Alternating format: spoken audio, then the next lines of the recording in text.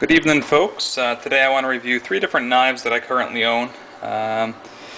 Depending on the situation and where I'm going, one of them is my everyday carry knife.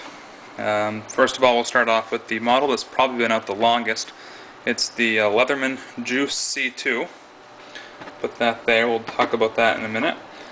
And try to keep this video fairly quick. We have a buck Redpoint. And then probably my newest knife that I carry, and pretty debatably one of the best ones, is the Izula, which is a neck knife. Let's start off with the Juice C2. Obviously it's a basic Leatherman. You have a lot of different tools on it. Comes in pretty handy in a lot of different situations between a wrench. You have can opener, bottle opener, wine opener. You have a couple different screwdrivers on this. You have a wide, more of a thin that can also be used to clean your nails with. Just regular heads. Then you have what would be more towards probably the thinnest standard head they would make. On the other side of this, if you flip it over, you have actually what's a pretty decent knife. It's not the sharpest thing I've ever felt in my life, but I mean it would get the job done and it would cut some things if you needed them to be. I have a Phillips head on this side, and to be completely honest, I mean probably what I use this knife most for is pliers here. Pliers on this end. Can't say I've ever really used the knife too much because I know that it's not that sharp, but I just kind of throw it into my my camping bag, and there have been times when I've needed to use a screwdriver, and the bottle opener I think works quite well also. Not that I have a lot of experience with that, but I may. And probably one of my other favorite knives that I carry on me is the buck Redpoint. I think this has been out for a little over a year now. And how this works, it's a basic pulling this red button down right here, and it just flies right open. You have a half serrated edge here, and then of course the sharper end. And I think the whole knife, if I'm not mistaken, is like 3.5 inches. On this side over here, you do have the bottle opener, which I can claim does not work very well. It probably would take 3 or 4 different tries to get the top of a bottle off. But what I do love about it is the way it fits inside your pocket. I mean, this thing is very, very flat. And this steel belt clip, I mean, it is one of the best ones that I've seen as far as concealing the weapon. But this is very, very sharp. And I mean, I like it a lot.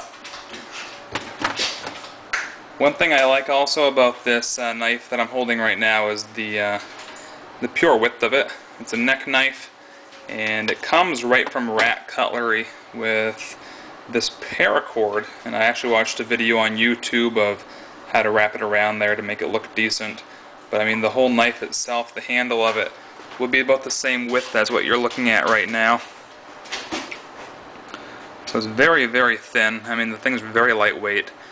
The video that I watched on YouTube that convinced me to buy this knife is there was about an 8-inch diameter tree, and the guy cut through it almost in the shape that a beaver would until he reached the middle, and then he showed how he cut the hair off his arm, and I can guarantee you this knife is very sharp. I don't know if the camera's picking it up, but I'm cutting the hair off my arm right there. Carry a couple different ways. They have the paracord, of course, you can wrap through the hole on the end right around your neck. I don't find that to be the most comfortable thing to bounce around on the back of my neck like that with paracord. They do give you, if you buy the kit, it's an extra $15 more, a belt clip, and it does have some bolts on the end that can be attached through 2 of these different holes here. What I've done as of recent is attach this to my pack, and gotta say I wish I hadn't have bought the kit. This belt clip is not very sturdy, and I've found 2 instances in which it actually fell off my backpack or my belt, and I've had to backstep to find where my knife was lying on the ground, so I no longer use this individual piece right here.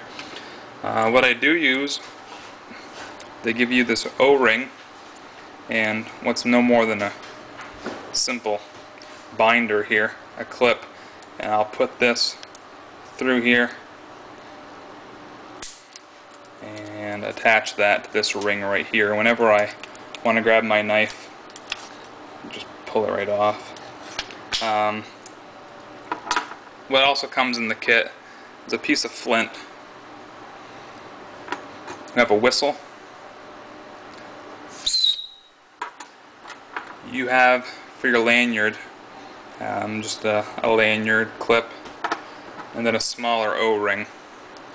But again, probably the buck knife, the Redpoint, because of the ability that it has with the serrated edge to really cut into something pretty deeply, and it's very, very sharp actually. I like this one a lot, but the knife that I carry most would be the neck knife, just because I like to have something on me when I go out, and it's very thin. But this is 3 of the knives that I do carry, and hope that this will give you some kind of more perspective when you're going into the market to buy a new knife. And this one retails right here for, I think it's $55, or you can buy the kit with the things that I've just showed you. That totals around $70 or $75 depending on where you buy it. I bought mine from knivesshipfree.com. It's the first purchase I'd made from them. I don't have any connection with them, but I do recommend their service. It was very quick. This knife here I bought, I think it was directly through Buck, and this was probably $35 if I remember correctly. And my Leatherman Juice C2, I bought this through LL Bean. I think that was probably around $55. But again, I hope you have learned a little bit of something and can better decide on one of these knives. Thank you.